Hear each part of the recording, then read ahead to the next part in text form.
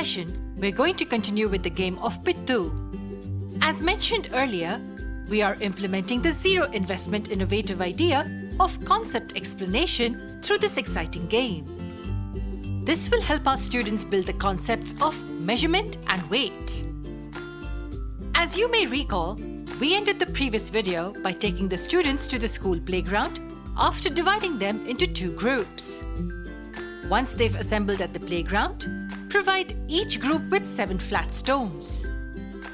Working in groups is important as the students will learn to give each other an equal chance to participate, thus inculcating the values of cooperation and equality in them. Next, instruct both the groups to stack the 7 flat stones to form a tower. Now, as the students build the tower in their groups, it helps to develop their critical thinking skills.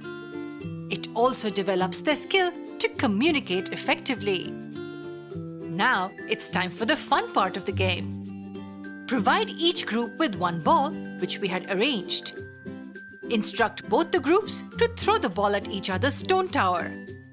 That is, Group A will throw the ball at Group B's stone tower to knock it down and vice versa. Once the towers get knocked down, instruct the groups to rebuild their own tower by stacking the stones in such a way that the longest stone will be at the bottom and the shortest one will be at the top. Students will learn the value of perseverance as they build the tower. Convey that the group which rebuilds the tower first will get 2 stars. Draw the stars on the scoreboard after each round. Repeat the game until each group finishes 5 chances to throw the ball and rebuild their tower. Once all the chances are up, it's time to wrap up the game. Ask the students to add up the number of stars that each group has got. Once they're done, declare the team with the maximum number of stars as the winner. Conclude by appreciating the students for their participation and active involvement. Did you see how much fun it was?